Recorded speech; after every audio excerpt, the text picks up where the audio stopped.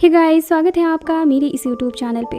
और आज हम बात करने वाले हैं वर्ष 2022 में बनी एक हॉलीवुड मूवी वॉचर की। मूवी की शुरुआत होती है और हमें एक नए शादीशुदा जोड़े को दिखाया जाता है जो रोमानिया आए हुए हैं। लड़की का नाम जूलिया है और वहीं लड़के का नाम फ्रांसिस है। फ्रांसिस इसी कंट्री का है इसलिए उसे यहाँ की लैंग्वेज आती है, लेकिन जूलिया अमेरिका की है इसलिए उसे यहाँ की लैंग्वेज नहीं आती। अब ये दोनों अपने नए अपार्टमेंट में आते हैं। जूलिया यहाँ अपने अपार्टमेंट के आसपास के बिल्डिंग्स को देखने लगती है। तभी जूलिया की नज़र एक फ्लैट के विंडो पर पड़ती है जहाँ से एक आदमी झांक रहा होता है, लेकिन वो उसे इग्नोर करके अपने फ्लैट की ओर चले जाती है। जब जूलिया अपने फ्लैट में आती है तो वो देखती है कि उसके फ्लैट का विंडो जो कांच का होता है वो काफ़ी बड़ा है। जब जूलिया उस विंडो के बाहर देखती है तो उसे फिर से उसी फ्लैट के विंडो पर वो आदमी दिखता है जो उसे देख रहा होता है। जूलिया फिर भी इसे नॉर्मल लेती है। अगली सुबह जब फ्रांसिस अपने काम पर निकल जाता है तो जूलिया रोमानिया घूमने निकल जाती है। ये देश, यहाँ के लोग, सब कुछ जूलिया के लिए नए थे। यहाँ पर फ्रांसिस के अलावा वो किसी और को नहीं जानती थी। शाम में जब जूलिया अपने फ्लैट आ रही होती है तो वो अपने फ्लैट का दरवाजा खुला हुआ देखती है। उसे देखकर वो डर जाती है क्योंकि फ्लैट के अंदर कोई था। वो उस फ्लैट यानी कि उस अपार्टमेंट की ऑनर होती है। वो कहती है कि इस फ्लैट की लाइट में कुछ प्रॉब्लम थी, मैं उसी को ठीक करवाने के लिए यहाँ आई हुई थी। जूलिया को यहाँ आए हुए कुछ दिन बीत जाते हैं। एक दिन जूलिया रात में फ्रांसिस के आने का इंतजार कर रही होती है। इसी दौरान वो अपने विंडो के पास जाती है। वो देखती है कि वो आदमी जो खिड़की से उसे हर रात देखा करता है वो अब भी उसे देख रहा है। अब जूलिया धीरे धीरे डरने लगती है। कुछ देर बाद फ्रांसिस घर आता है। अब वो जूलिया के साथ नीचे घूमने जाता है। तभी इनकी नज़र पास के ही अपार्टमेंट के नीचे एक एम्बुलेंस पर पड़ती है। वहाँ कोई हादसा हुआ था। फ्रांसिस लोगों से पूछने की कोशिश भी करता है लेकिन उससे कुछ भी पता नहीं चलता। अगली सुबह जब जूलिया टीवी पर न्यूज़ देख रही होती है तभी उसके सामने रात वाली घटना की न्यूज़ आती है। न्यूज़ में बताया जा रहा होता है कि उसके पास वाले अपार्टमेंट में ही किसी सीरियल किलर ने एक लड़की को मार दिया। ये न्यूज़ सुनते ही जूलिया थोड़ा डर जाती है। अब वो फ्रांसिस को बताती है कि हमारे पास वाले अपार्टमेंट के एक विंडो से कोई आदमी हमेशा उसे देखता रहता है। जूलिया के कहने पर फ्रांसिस उस विंडो को देखता है जो अभी बंद होता है। फ्रांसिस कहता है कि ये नॉर्मल बात है, इसे तुम सीरियस मत लो। रात में फ्रांसिस का एक दोस्त अपनी वाइफ के साथ डिनर पर आता है। वो उसी रात वाले मर्डर के बारे में बात करता है। वो कहता है कि उस लड़की को एक सीरियल किलर ने बहुत ही बेरहमी से मार डाला। उस सीरियल किलर को मीडिया वालों ने स्पाइडर नाम दिया है। वो कहता है कि उस अपार्टमेंट में 1 महीने पहले भी एक लड़की की इसी तरह हत्या की गई थी। जूलिया ये सब सुनकर काफी डर जाती है। अब अगली सुबह जूलिया कूड़ा फेंकने के लिए बाहर निकलती है तो उसकी मुलाकात इरीना से होती है जो उसके पास वाले ही फ्लैट में रहती थी। ये दोनों बातें करने लगती है। इसी दौरान इरीना कहती है कि अगर मेरे फ्लैट से तुम्हें किसी तरह की आवाज़ आए तो तुम दीवार पर नॉक कर देना। अब कुछ देर बाद जूलिया घर से बाहर जाती है तो रास्ते में वो नोटिस करती है कि एक लड़का लगातार उसका पीछा कर रहा है। जब वो एक जगह रुकती है तो वो देखती है कि वो लड़का आगे बढ़ जाता है। दरअसल ये जूलिया का वहम था। अब वो अपना मन बहलाने के लिए मूवी देखने जाती है। थिएटर में बस 5 से 6 लोग होते हैं। वो मूवी देख रही होती है कि उसके पीछे एक आदमी आकर बैठ जाता है। जूलिया को लगता है कि वो आदमी उसे देख रहा है। जूलिया के पास इतनी भी हिम्मत नहीं होती है कि वो पलटकर उस आदमी को देख सके और वो डर कर वहाँ से भाग जाती है। अब जूलिया वहाँ के सुपरमार्केट में सामान लेने जाती है। तभी वो नोटिस करती है कि जो आदमी थिएटर में उसके पीछे बैठा हुआ था वो आदमी लगातार उसका पीछा कर रहा है। उसे देखकर जूलिया फिर से डर जाती है और एक कमरे में जाकर छुप जाती है। वो उस रूम के विंडो से उस आदमी को देखती है। जूलिया को यह एहसास हो जाता है कि वो आदमी उसी को ढूंढ रहा है। अब जूलिया सुपरमार्केट के पीछे वाले रास्ते से निकल जाती है।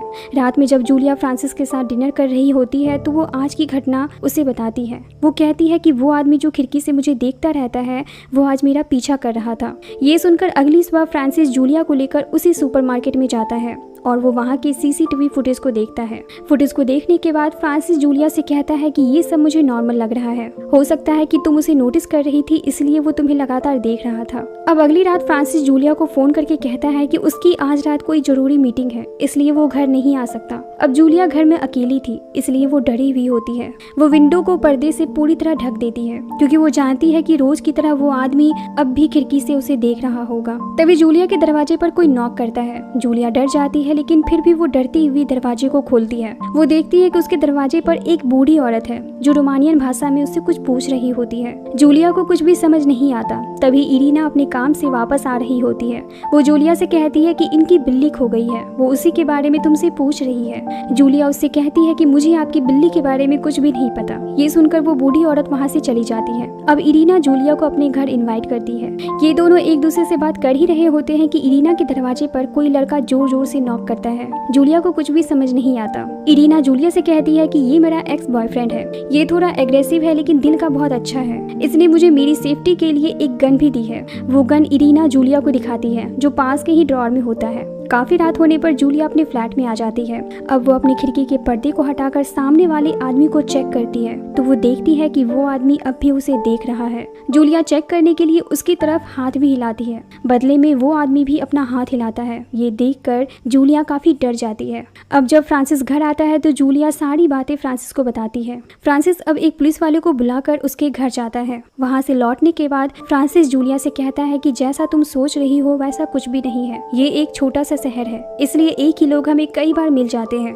तुम इस बारे में ज्यादा मत सोचो। जूलिया को फ्रांसिस की बातें सुनकर बहुत बुरा लगता है। उसे लगता है कि फ्रांसिस उसकी बातों पर विश्वास नहीं कर रहा। अब अगली सुबह जूलिया किसी काम से बाहर जाती है तो वो उसी आदमी को देखती है जो खिड़की से उसे देखा करता है। जूलिया उसका पीछा करती हुई एक बार में चली जाती है। जूलिया वहाँ पर इरीना को देखती है जो उस बार में काम करती थी। इरीना से पूछने पर वो कहती है कि ये आदमी यहाँ पर सफाई का काम करता है और इससे ज्यादा मैं इसके बारे में कुछ नहीं जानती। अब जूलिया अपने फ्लैट में वापस आ जाती है। कुछ देर बाद कोई जूलिया के फेस को कपड़े से ढक देता है। जूलिया अपने आप को बचाने की बहुत कोशिश करती है और तभी जूलिया की आंख खुल जाती है। दरअसल जूलिया इतना डर चुकी थी कि वो हर समय अपने आसपास किसी के होने का एहसास करने लगी थी। तभी जूलिया को इरीना के कमरे से कोई तेज आवाज आती है जिसे सुनकर वो इरीना के दरवाजे पर जाती है।